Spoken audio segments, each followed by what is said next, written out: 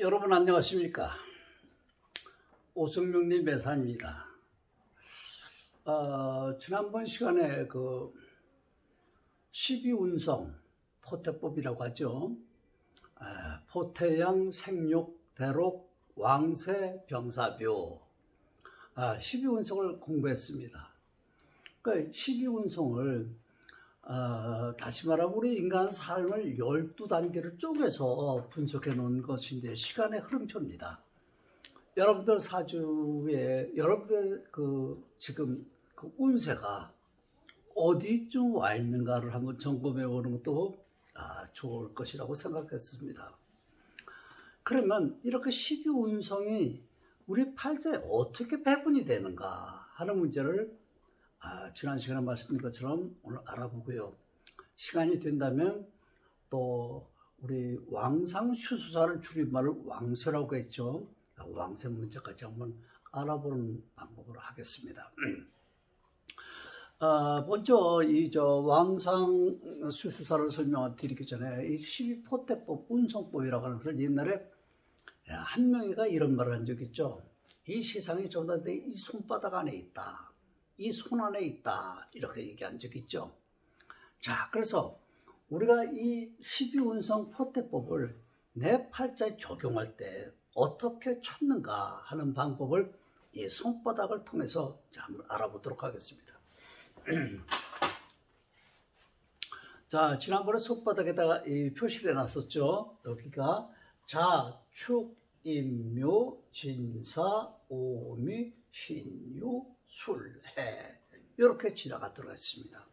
그러면 이 포태법을 어떻게 시작하냐면 갑병무경임, 다시 말하면 양가는 순행하고 을정 기신계, 음가는 역행합니다. 순행 아시죠? 시계 방향으로 도는 것이고 역행은 시계 반대 방향으로 도는 것을 역행한다고 합니다. 자, 7, 8 잠깐 보실까요? 여기 갑은 어디서 출발하느냐? 출발하는 자리가 절지, 포지에 속하는 겁니다. 그러니까 절태양, 포태양 할 때 제일 첫 번째 그 출발하는 장소가 절지에서부터 시작된다고 생각하시면 됩니다. 자, 갑목은 양의 글자니까 순행해야 되겠죠. 네, 순행할 때 갑은 어디서 출발하느냐? 신에서 출발한다는 겁니다. 신에서 무슨 얘기냐? 갑목일 경우 신에서 출발한다. 순행해야 되겠죠. 이렇게 포태양, 생육, 대록, 왕쇠, 병사, 묘 이렇게 순행한다는 것입니다. 자, 양가는 순행하고 음가는 역행한다고 했습니다. 그럼 음간, 을은 어디서 출발하느냐? 한 단계 아래 유에서 출발합니다. 유에서 출발하는데 유는 음간이니까 이제 역행합니다. 그래서 포태양, 생육, 대록, 왕쇠, 병사, 묘 이렇게 해서 술에서 끝납니다. 자, 무슨 말씀인지 알겠죠? 자, 이렇게 갑목은 신에서 출발한다. 을목은 유에서 출발한다. 병과 무는 해에서 출발한다. 정과 기는 자에서 출발한다. 경은 인에서 출발하고 신금은 묘에서 출발한다. 임수는 사에서 출발하고 개수는 오에서 출발한다. 이 왼쪽에 있는 글자는 전부 다 양간이니까 순행하고 오른쪽에 있는 것은 전부 다 음간이니까 역행한다. 이렇게 생각하십니다. 요걸 이제 외우고 있어야 되겠죠? 그럼 이것을 어떻게 우리가 하는가 하는 것을 요 옆에 그 팔자를 놓고 한번 좀 보겠습니다. 여기 보시면은 자, 이런 팔자가 있습니다. 이렇게 일주가 자, 경술일주입니다. 이렇게 볼 때 이 그 포태법에 이제 우리가 봉법이 있다 또는 거법이 있다 그러거든요. 일단 여기서 일간을 나를 기준으로 해서 보는 것을 봉법이라고 합니다. 이렇게 봉법이라고 그러고요. 또 이렇게 갑이 신을 깔고 앉았다 이렇게 보는 걸 갖다 거법이라고 합니다. 네. 그러니까 자, 지금은 나를 기준으로 해서 신을 무슨 포태법을 깔고 앉았느냐 이렇게 보는 거거든요. 그렇다면 이렇게 경에서 신을 볼 적에는 아까 말씀드린 것처럼 한번 해볼까요? 경은 어디서 출발한다고요? 강한 인에서 출발한다고 했습니다. 인에서 어디까지 갑니까? 신까지 가죠. 그러니까 포태양 생육 대록 록지에 와 있다 이렇게 얘기하면 요건 록지입니다. 그러니까 록지라는 얘기는 무슨 얘기냐면 경금도 금의 성분이고 신금도 금의 성분이죠. 이게 나의 성분에 같은 양이니까 록지에 속합니다. 만약에 요 자리에 유라는 글자가 있다면 유는 나하고 음양이 다르죠. 이럴 때는 왕지가 됩니다. 이렇게 같은 글자를 볼 적에는 내가 록지구나 또는 음양이 다르구나 하게 되면 이건 왕지구나 이렇게 금방 이해를 하셔도 되죠. 다 외우지 않아도요. 자, 그 다음에 경은 자에서 뭐냐? 경에서 자에서 경은 자에서 사지가 됩니다. 이게 죽을 사자죠. 이렇게 사지가 되는데 어디 한번 볼까요? 사지가 되나? 경은 인에서 출발한다고 했습니다. 여기서부터 한 바퀴 돌아 요 자까지 와야 되겠죠? 포태양 생육 대록 왕쇠 병사 이렇게 사지에 오게 됩니다. 그래서 경금에서 봤을 때 자는 사지에 속한다 이렇게 말씀드릴 수가 있습니다. 자, 그 다음에 술은 어떻습니까? 술은 이제 쇠지에 속합니다. 이제 지난번 반화살 만한장하고 똑같은 자리라고 했죠. 아주 좋은 성분이라고 얘기했습니다. 요 경하고 술에서는 보면 쇠지에 속합니다. 어떻게 쇠지가 속하는 볼까요? 술은 여기죠. 인에서 출발한다고 했습니다. 포태양 생육 대록 왕쇠 이렇게 해서 쇠지라가 되어 있습니다. 자, 그 다음에 경에서 밀은 뭘까요? 밀은 이제 이거 대지에 속하는데요. 이렇게 허리띠라고 그랬죠. 대지에 속하는데 관대지라고 합니다. 대지에 속하는데 어디 볼까요? 경은 인에서 출발하니까 미는 여기죠. 그러니까 포태양 생육 대 이렇게 해서 대지에 해당됩니다. 그래서 이 팔자에 지금 이렇게 술과 이렇게 미를 봤을 적에는 록지, 연은 록지고 월은 사지에 속해 있고 일은 쇠지에 속해 있고 그 다음에 신은 대지에 속해 있다. 이렇게 말씀드리고 있습니다. 이렇게 보는 것 같다가 지금 말씀드린 것처럼 봉법이다 이렇게 얘기합니다. 그 다음에 거법이라고 하는 것은 뭐냐? 거법은 이 봉법이라는 건 나를 기준해서 연월 일시를 이렇게 쭉 본 것이고요. 거법이라고 하는 것은 이렇게 갑이 신을 깔고 앉았다. 그러니까 갑이 신을 깔고 앉았다는 얘기는 이걸 이제 거법이다. 병이 자를 깔고 앉았다. 이렇게 보는 건 거법입니다. 개가 미를 깔고 앉았다. 이렇게 되는 건 거법으로 보는 것입니다.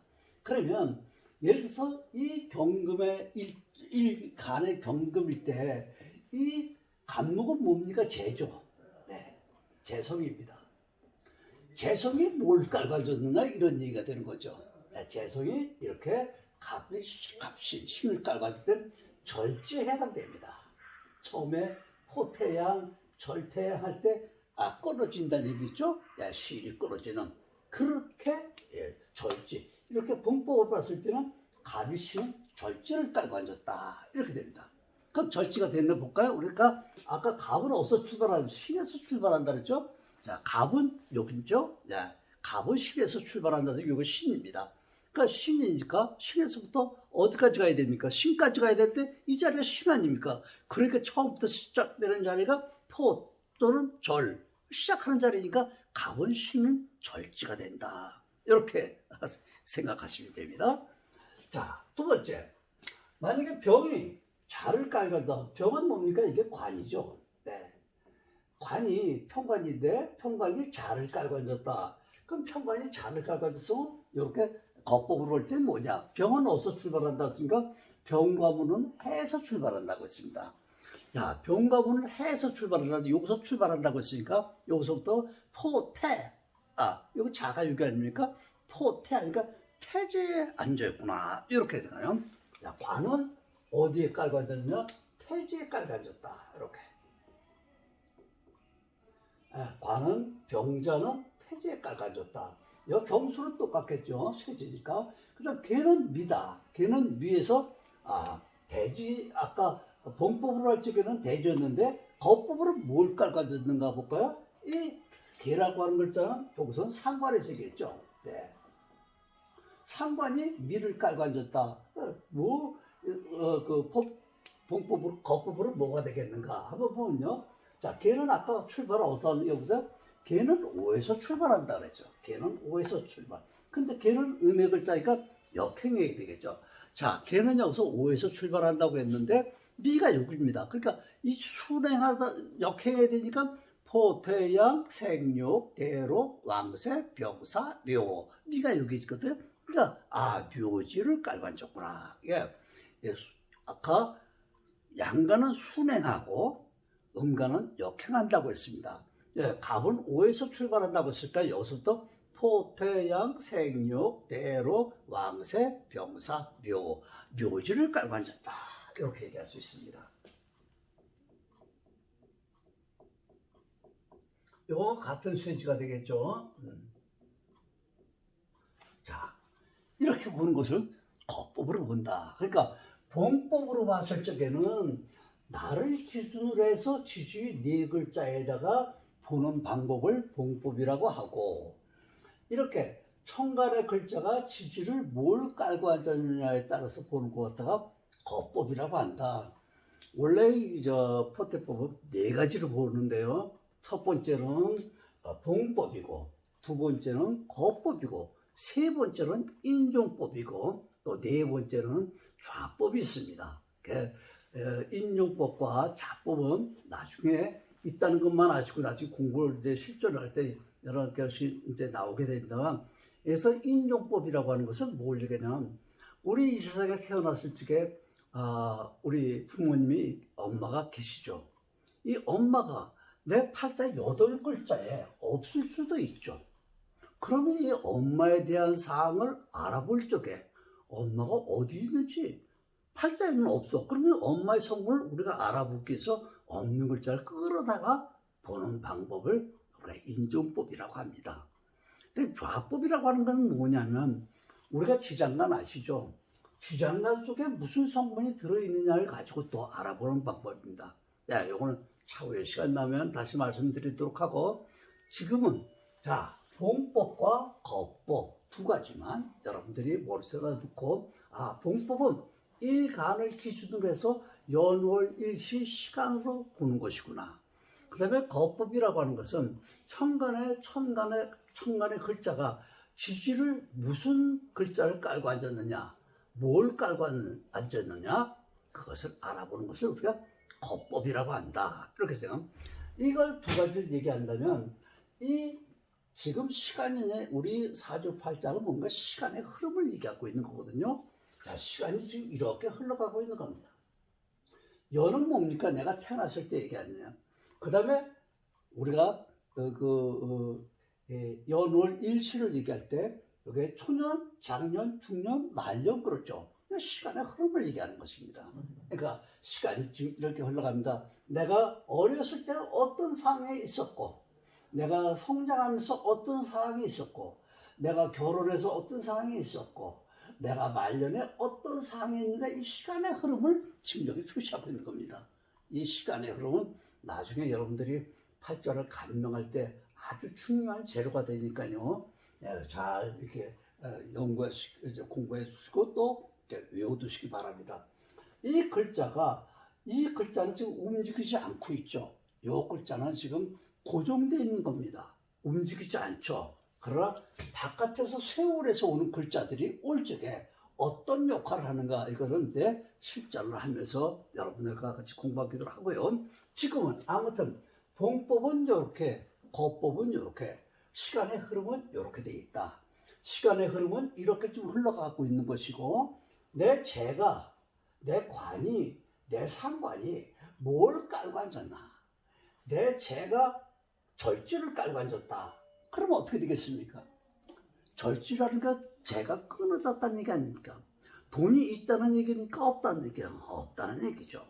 재가 끊어졌다, 돈이 끊어졌다, 돈이 없다는 얘기입니다. 그 다음에 이 없다는 재물에 대해서는 없는데 아까 봉법을 봤을 때 뭐였습니까? 록지를 깔고 앉았었죠. 록지는 뭡니까? 우리가 살아가는데 밥 먹고 사는데 아주 중요한 그런 요소가 록지입니다. 그러니까 봉법으로 봤을 때는 록지인데 거법으로 봤을 때는 재가 끊어진 상태다. 좀 어렵죠? 네, 이건 실제로 공부하면서 하나하나 접목을 시켜서 풀이해 가는 데서 여러분들 같이 좀 더 심도 있게 논의하기로 하고요. 오늘은 아무튼 이렇게 봉법과 거법 또 이렇게 출발하는 장소가 어디다. 출발하는 장소가 어디다. 출발하는 장소만 알게 되면 양간이냐 음간이냐에 따라서 알 수 있다.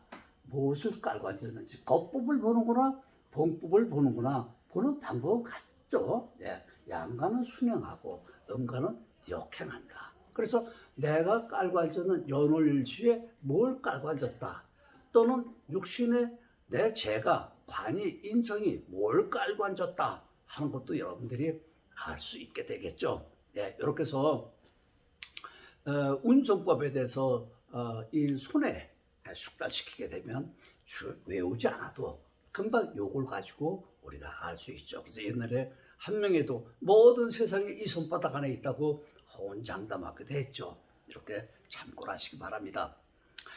그 다음에는 왕과 쇠, 다시 말하면 왕쇠라고 하는 것은 왕상휴수사를 줄임말인데요.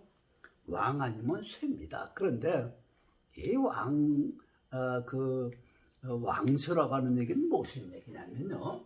잠깐 볼까요?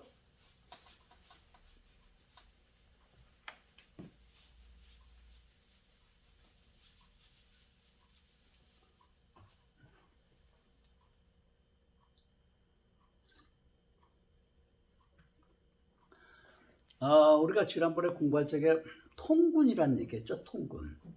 일반적으로 통군한다 하게 되면 천간에 드러나 있는 네 글자가 지지 네 글자에 자기 성분을 가지고 있으면 뿌리를 내렸다 해서 통군한다고 했습니다. 근데 이 왕이라고 하는 글자는 이제 이렇게 되죠. 왕, 상, 휴, 수, 사 이렇게 왕상휴수사를 이 왕자 하나에다가 다 붙어서 이걸 쇠라고 한 거죠. 왕 아니면 쇠다. 왕이다 하는 글자는 뭘 가지고 우리가 왕이다 그러느냐. 왕이라고 하는 글자는 하늘의 기운과 땅의 기운을 다 얻는 것을 우리가 왕하다고 합니다. 자, 우리가 천간의 글자가 이렇게 4개가 있죠. 자, 지지가 4개가 있고요. 자, 여기에도 갑이라는 글자가 하나 있다고 칩시다. 그러면 다른 글자들은 다 아까 연월일시 어디든 통분만 하게 되면 그 강하다고 했지만 왕자는 조건이 있습니다. 어디? 월지에서는 딱 얻어야 됩니다. 월지. 첫 번째, 통분을 기본으로 하고 월지에서 생록 왕을 얻었을 때, 생록 왕을 얻었을 때 비로소 왕이라고 한다. 그러니까 즉 다시 말하면 통군이라고는 월지에 통군을 한다는 얘기는 하늘의 기운을 얻는다는 거다. 다시 천기를 얻는다는 겁니다. 네? 천기를 얻는다는 거죠. 이렇게 다시 땅의 기운을 얻는 건 지기를 얻는다는 거죠. 네, 이렇게 지기를 얻는다. 이 두 개를 다 얻었을 때 비로소 왕이라는 표현을 한다. 이렇게요. 네, 두 개를 다 얻었을 때 왕이라고 한다. 그러면 우리 팔자에서 이렇게 되는 경우가 어떤 경우냐? 예를 들면 간목이라는 글자가 있을 때 이 월에 통군, 다른 데는 통군에 소용이 없습니다. 꼭 월입니다. 이게 연, 월, 일, 시입니다. 이 월에 월지에 통군을 해야 된다. 그 월이라는 요게 통군을 하려면 인이나 묘가 있어야 되겠죠. 인도 통군을 하죠. 무난하게. 또 묘도 무난하게 통군을 하죠. 그 다음에 조건이 2개가 있다 그랬죠. 생록 왕을 얻어야 된다 그랬죠. 통군하는 걸 기본으로 하고 생록왕을 얻어야 된다고 했는데, 그러면 이 간목에서 인을 봤을 땐 녹지에 해당됩니다. 그러니까 간목이 왕한 겁니다. 자, 여기다 아까 왜 그 12운성 공부할 때 갑은 어디서 출발한다고요? 갑은 신에서 출발한다고 했습니다. 자, 신이 여기였죠? 신에서 인이 요, 그러니까 요까지 가야 되겠죠?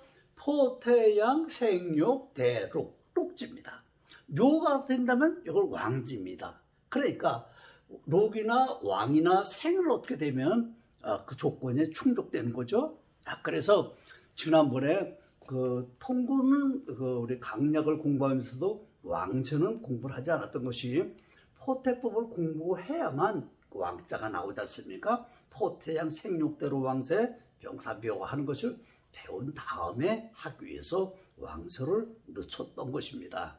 아무튼 이렇게 갑이 인을 봤을 때 월지에 통군도 했고 월지에서 생록왕을 얻기 때문에 이럴 때 비로소 갑이라는 것이 왕하다. 그렇다면 이 갑이라는 글자가 어떤 사람에게는 재성도 될 거, 관성도 될 거고 어떤 인성도 될 거 아니겠습니까? 예를 들면 여기 경금이라는 글자가 이렇게 일간에 있다면 이건 재가 되겠죠. 네, 재가 왕거가 되죠. 이렇게 만약에 다른 글자가 월지에 통분하지 못하면 왕하다고 얘기할 수 없습니다. 그러니까 두 가지 조건입니다. 왕자가 들어가려고 하면은 하늘의 기운도 얻어야 되고 땅의 기운도 얻어야 되는데 그 하늘의 기운을 얻는 것은 월지에 통고를 하는 것을 하늘의 기운이고 또 그 월지에서 생록 왕을 얻었을 때 땅의 기운도 얻게 되는 겁니다. 그래서 두 가지를 다 얻었을 때 왕하다 이렇게 얘기합니다. 예를 든다면 이런 경우가 있을 겁니다. 어떤 사람이 무토입니다. 아까는 간목일 때 이는 자기의 목의 성분이니까 그 통군도 했고 왕도 됐다고 얘기했습니다. 하늘의 기운도 얻고 땅의 기운도 얻으라고 했습니다. 그런데 만약에 무토일 때요, 수월에 태어났다고 칩시다. 이럴 경우는 어떠냐? 자기의 성분인데 자기의 성분의 통군은 분명히 하겠죠. 월지인데. 그런데 아까 무토는 어디서 출발한다고?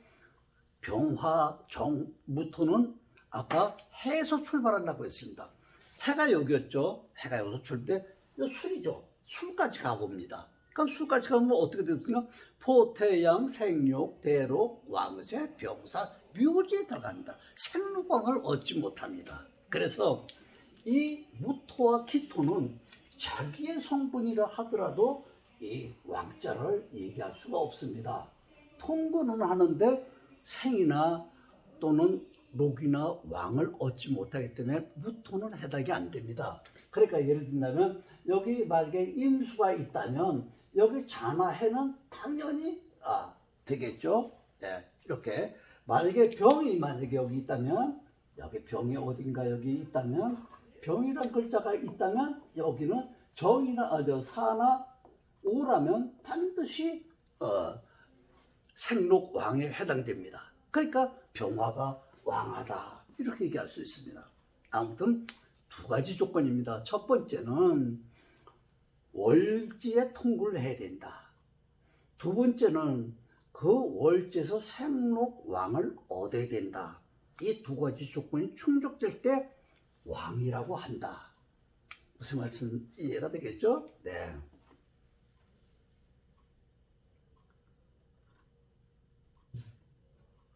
그럼 왜 이렇게 왕하다 쇠하다를 왜 이렇게 중요하게 따지느냐?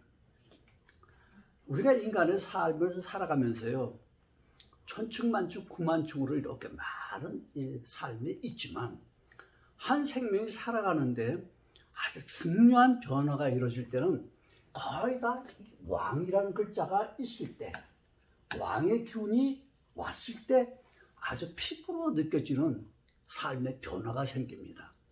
그것이 좋은 거였던 나쁜 거였던 말입니다. 좋은 것이 왕하면 좋겠죠. 그런데 나에게 나쁜 성분이 왕하면 어떻게 되겠습니까? 정반대가 되겠죠. 아주 어려움을 겪습니다. 심지어 죽기까지 하죠. 그러니까 이 왕이라는 글자는 뭘 얘기냐? 우리 팔자에서 왕이 나한테 왔다 하는 얘기는, 왕기가 나한테 들어왔다 하는 얘기는 좋든지 아주 나쁘든지 뚜렷하게 나타난다는 겁니다. 예, 뚜렷하게 나타납니다. 근데 이렇게 왕자가 생기게 되면 그냥 뚜렷하게 나타나. 우리가 어떤 삶을 살다가 좋은 일이 있었든지 나쁜 일이 있을 때 나 혼자만 좋고 나 혼자만 나쁘니까 아니죠. 내 주변이 몽땅 다 출렁거립니다. 좋은 일이 있어도 출렁거리고 나쁜 일이 있어도 출렁거립니다. 다시 말하면 나를 기준으로 해서 우리 주변이 전부 다 출렁거린다는 얘기. 이런 환경을 뭐라고 얘기하느냐 하면 반생반극 역극 이런 말을 합니다. 왕기가 들어오게 되면 반생반극 역극이란 얘기입니다. 우리가 상생하는 구조도 배웠죠. 또 상극하는 역 배웠죠. 예를 들면 수생목하지 않습니까? 수생목하는 때 목이 엄청나게 커지게 되면 오히려 수를 극해버리는 거죠. 그걸 역극이라고 하는 거죠. 자, 이런 건 왕기를 띄었을 때 나의 팔자에 어떤 영향이 오는가, 그것을 먼저 알아야 되겠죠. 일단 왕자가 들어가게 되면 내 팔자를 요동시킨다. 자, 한번 볼까요? 자, 이렇게. 자, 어떤 사람이 여기 목이라고 그럽시다. 목, 화, 토, 금, 수. 이렇게 상생의 구조를 가지고 있죠. 그러니까 상생의 구조를 가지고 있을 때 어떤 사람이, 자, 화라는 글자가 왕기를 찢다고 칩시다.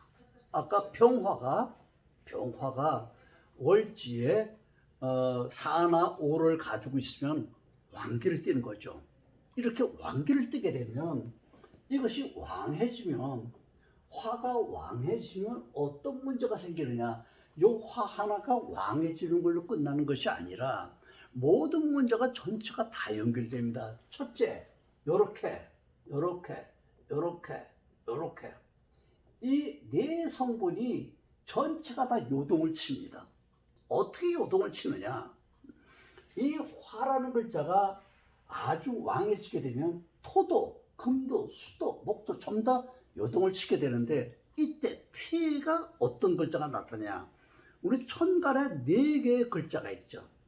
천간에 4개의 글자가 우리가 통분하지 못하고 뿌리가 없이 힘이 없이 약하게 있는 글자, 그 제일 첫 번째, 그 육친이 커다란 어려움을 겪습니다.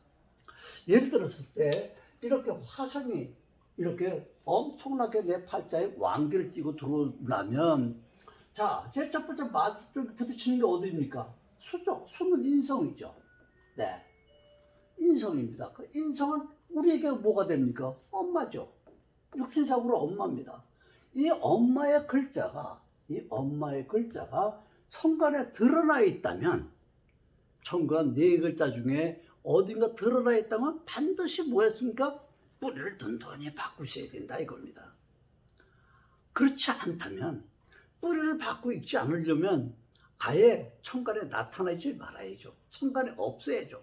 그러면 이 불의 피해를, 이 파고를 피할 수 있다는 겁니다. 만약에 있는데도 불구하고 뿌리를 내리지 못하고 있다면 아주 어려운 환경에 처하게 됩니다. 예를 들면 이런 겁니다. 처음에는 태풍으로 한번 비교해 볼까요? 태풍이 왔습니다. 이 태풍이 오게 되면 저 바깥에서 커다란 나무들, 관상수 같은 거 심고 도로에다가 가로수 많이 좋은 것도 심어놨지 않습니까? 이 뿌리들이 약하죠. 이 전부 다 날아갑니다. 없어집니다. 이게 피해로 나타나는 겁니다. 그러나 저 시골에 조그만 소나무라도 뿌리 단단히 내리고 있는 것은 날아가지 않습니다. 그러니까 이렇게 뿌리가 없는, 천간에 드러나 있는 그런 글자들이 첫 번째로 피해를 보게 됩니다. 이런 피해가 다 끝나게 되면, 예를 들어 태풍이 와서 가로수가 다 넘어지면 어떻게 됩니까? 다 치워버리고 더 좋은 나무 갖다 심지 않습니까? 이렇게 우리가 왕자가 왔을 때 이렇게 피해가 나타나는 것은 나쁜 거지만, 또 이렇게 나쁘기만 한 게 아니라 또 좋은 문제도 있다는 얘기입니다. 좋은 문제가 어떤 거겠습니까? 가로수가 다 넘어가서 더 좋은 나무로 심는다든지, 우리 어부들이 바다에서 뭡니까 적도 현상 때문에 아주 또 어려운 경우 많이 겪죠. 네, 그 여러 가지 그 적도 현상 때문에 농작물에 어민의 피해들이 많은데, 그걸 태풍이 한번 왔다 가면 또 다 정리가 되지 않습니까? 이렇게 그것이 나쁜 면으로 먼저 나타나고 그 다음에 좋은 면을 나타나는데, 좋은 면을 나타난다는 것은 왕하는 기운을 하는 거예요. 이렇게 공조하지만 그 다음에는 이렇게 생활한 구조가 있습니다. 그러니까 처음에는 다 이렇게 힘이 없는 것을 공격하지만 그것이 정리가 된 다음에는 그 후차적으로 생활한 기운을 갖고 있다. 이 왕한 기운은 뭔가를 끄잡아 당기는 기운이 있거든요. 예, 그 기운이 만약에 상관이었다면, 식신이나 상관이었다면 채를 끄집어 오는 겁니다. 그러나 1차적으로는 이렇게 피해로 나타난다는 거죠. 그 1차적으로는 피해로 나타나고 그 다음에 다시 득으로 작용하는 것이 왕기다. 우리 뭡니까 흉신도 배우고 귀신도 배우고 길신도 배우고 흉신도 배우고, 나에게 해로운 글자는 약한 게 좋겠습니까? 강한 거 왕한 게 좋겠습니까? 나를 해코지 하는 글자는 아주 힘이 없고 쇠하거나 약한 게 좋죠. 그래서 나가 필요한 글자는 아주 힘이 센 왕기 같은 게 들어오면 좋겠죠. 이렇게 항상 우리에게 모든 문제는 동전의 양면처럼 이렇게 구성되어 있다는 걸 염두에 두시고, 다 좋다거나 다 나쁘거나 그런 건 없습니다. 우리가 이제 100이라고 놓고 봤을 때 50과 50이 좋고 나쁘다면 평형을 이룬 거죠. 근데 좋은 것이 60이고 70이고 나쁜 것이 30이다 이러면 어떻겠습니까? 좋은 삶이 되겠죠. 우리가 좋아하는 거죠. 그러나 나쁜 게 70, 80 되고 좋은 게 이렇게 20, 30밖에 안 된다면 이건 삶이 좀 어려워지겠죠. 이렇게. 아무튼 다 좋거나 다 나쁘거나 그런 일은 없다는 것입니다. 여러분들의 삶을 살아가시면서 그런 걸 전부 다 피부로 느끼실 겁니다. 그러니까 이렇게 왕이란 기운이 나한테 왔을 적에 전혀 동요하거나 또 이렇게 뭡니까 위축되지 마시고 왔다가 가는 거죠. 아까 세월에 얘기했죠. 세월이 이렇게 왔다가 가지 가만히 있질 않습니다. 가만히 있으면 큰일 납니다. 우리 회오리 바람이랄까 아시죠? 고자리에 뱅글뱅글 돌면서 이런 회오리 바람이 되면 큰일 납니다. 우리 남자들 흔히 바람 많이 핀다는 얘기 들었죠. 바람이 어떻습니까? 지나가는 거죠. 이게 그 자리에서 돌게 되면, 바람도 그 자리에서 돌게 되면 어떻습니까? 기둥뿌리부터 다 날아가는 거죠. 이렇게 바람도 지나가는 바람이 돼야지 그 자리에서 회오리 바람이 돼서는 커다란 피해를 입게 되는 거죠. 여러분들, 오늘은 그 12운송에 내 팔자에다가 갖다 붙이는 방법과, 여태까지 이제 강약은 얘기했습니다만 왕쇠는 오늘 처음 이제 12운송을 공부했기 때문에 연관지어서 왕쇠까지 공부를 해봤습니다. 여러분 또 다음 시간에 뵙겠습니다. 안녕히 계십시오.